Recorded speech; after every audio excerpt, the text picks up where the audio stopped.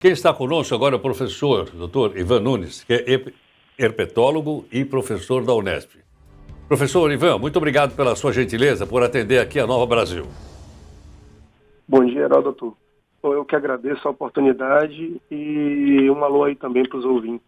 Muito obrigado. Professor, primeiro eu quero saber o seguinte: o que é um herpetólogo? Herpetólogo é um cientista que trabalha na área especializada em biodiversidade, né? Mas répteis e anfíbios sendo aí o seu objeto de estudo. Pois é, acabei de aprender mais uma, viu, professor? Que é a primeira vez que eu ouvia essa qualificação, herpetólogo. Quer dizer, É estuda... um zoólogo que estuda répteis e anfíbios, né? Ah, é? Professor, tem duas coisas que nos chamou a atenção recentemente aí com a moçada, principalmente no TikTok, tá? Até vi ontem no Jornal da Record News, à noite, pessoal fumando cotonete. Viram isso ou não? Eu vi lá as imagens, o pessoal queima cotonete, e um especialista dizendo, olha, é um perigo desgramado.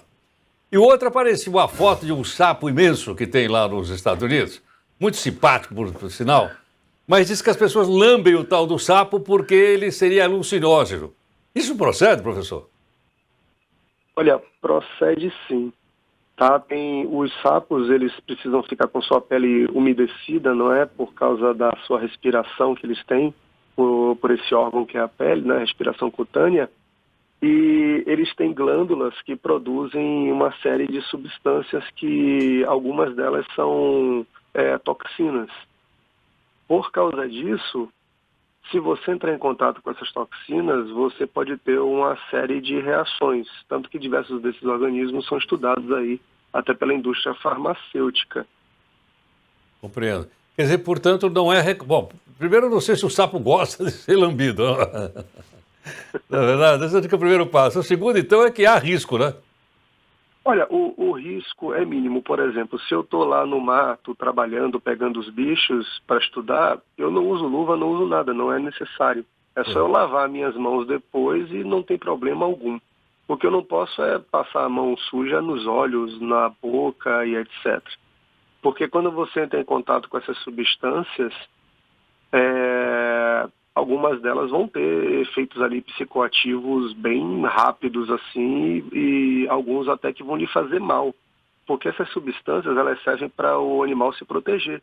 Então elas podem proceder aí num envenenamento, podem ter alguma textura de cola, pode se tornar aí impalatável, né, que é quando o bicho tem um gosto ruim, que é para o animal evitar ser predado. Então não é algo que vai ser agradável para a gente.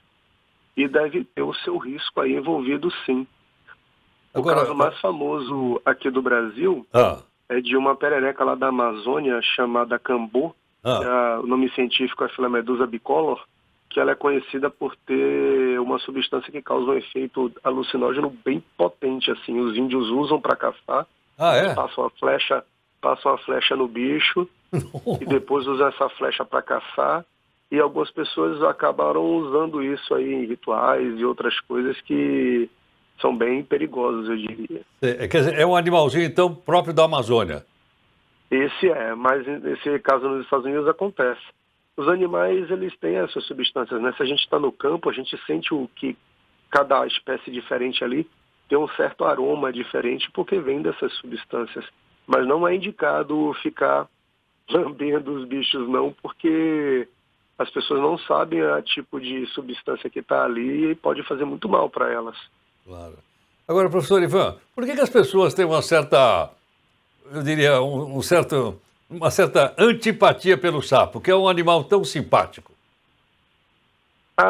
Eles são fundamentais na natureza, né? Causam um equilíbrio bem grande ali para o ambiente. E eu acho que às vezes o pessoal acha que essa aparência, porque eles têm que ser úmidos, né, o tempo todo para poder manter essa respiração na pele.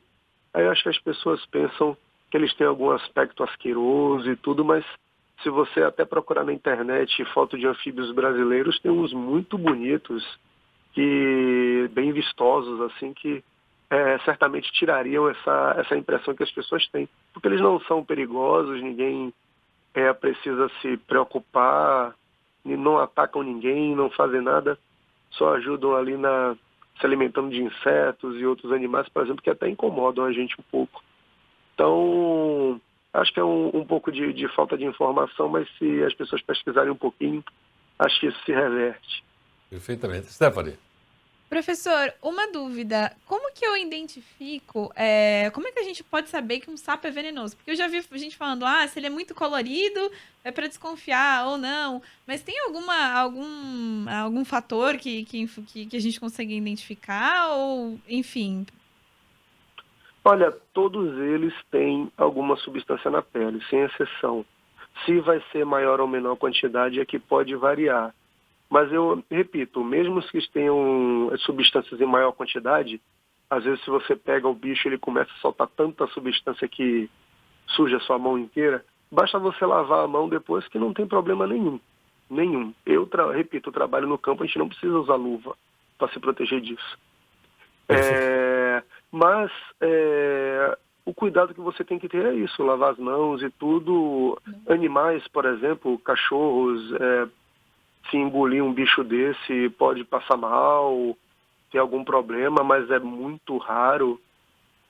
Mas, via de regra, esses que são bastante coloridos é uma situação na qual eles evoluíram ali para que essa cor chame a atenção do predador para eles se protegerem, né?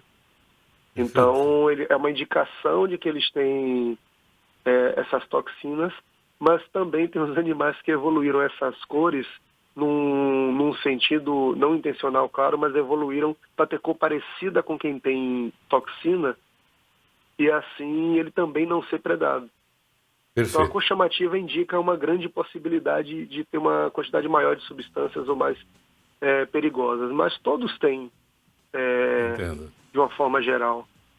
Professor Ivan Nunes, professor, muito obrigado por sua gentileza, por sua aula aqui no nosso jornal. Aqui, muito grato.